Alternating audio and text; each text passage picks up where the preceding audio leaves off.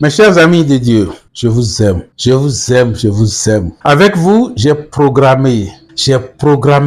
Avec vous, j'ai prié pour que notre projet, notre grand projet puisse aller jusqu'au bout. Je vous remercie, je vous félicite. Vous qui êtes restés persévérants, qui êtes encore au rendez-vous du 5e jour. Merci. C'est Dieu lui-même qui vous remercie. Il vous remercie parce qu'il veut votre bonheur. Il vous remercie parce qu'il veut que vous lui ressemblez. Lui qui t'a fait à son image et à sa ressemblance, il veut que tu lui ressembles. Mais tu ne lui ressembles pas. Tu es pauvre. Détache-toi de ta pauvreté. Ressemble à Dieu qui est opulence vitale, qui est richesse, qui est abondance, qui est surabondance. Nous sommes là pour écouter ensemble le texte numéro 5. Nous pouvons y aller.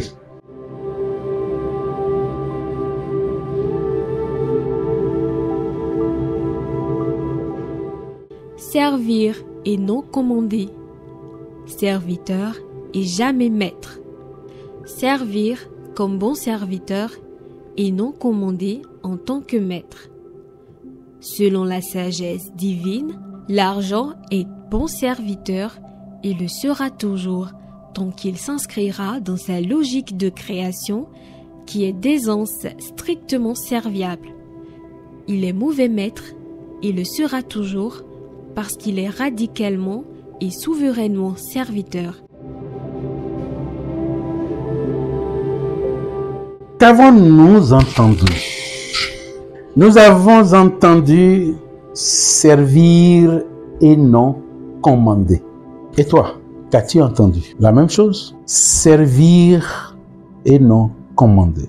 Au fur et à mesure de notre évolution, de notre processus, nous découvrons l'importance de cette méditation, l'importance du contenu de ces textes, l'importance de la réalité à savoir sur l'argent pour mieux le posséder, pour être son ami, pour parler avec, servir et non commander.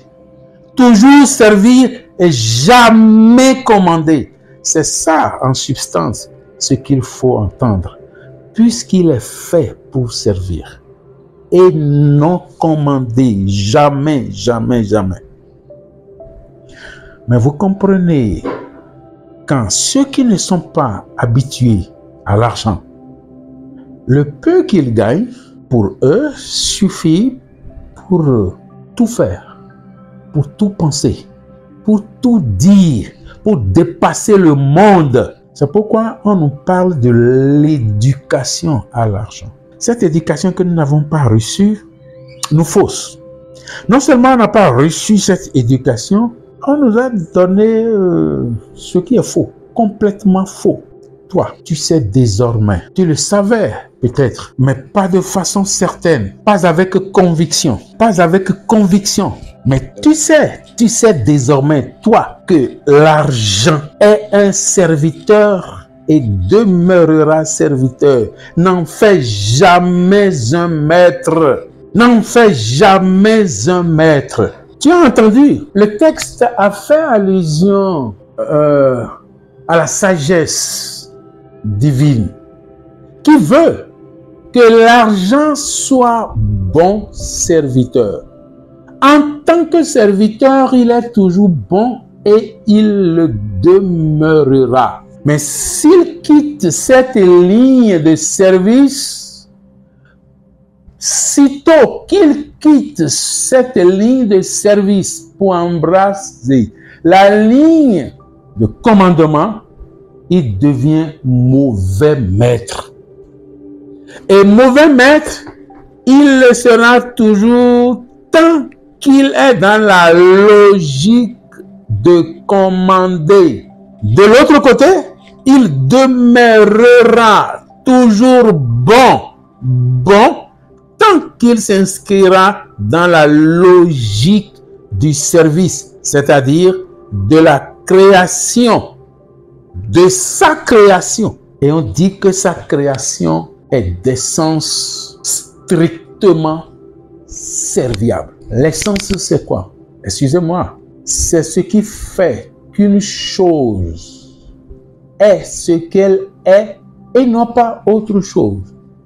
C'est l'identité profonde, claire et précise d'une chose. C'est ce qui fait qu'une réalité est cette réalité et non pas une autre réalité.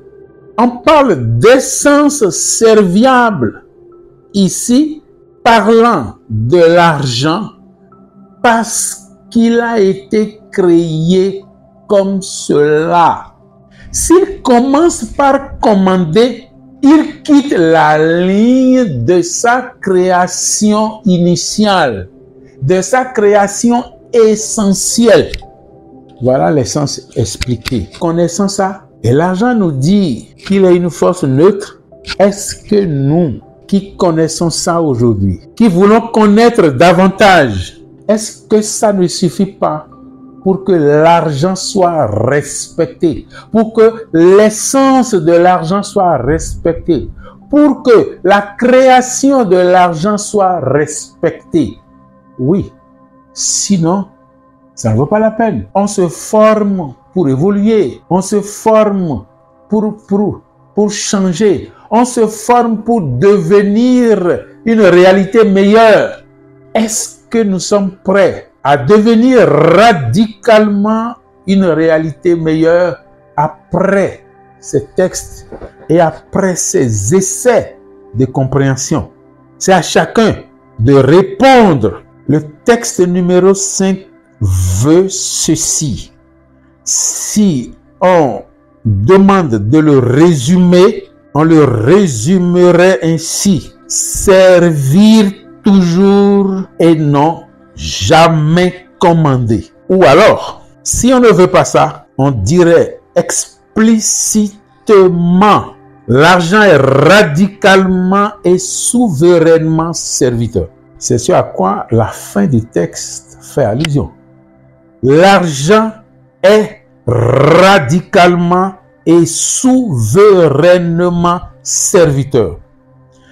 Si vous le désorientez de cette voie, il cesse même d'être argent.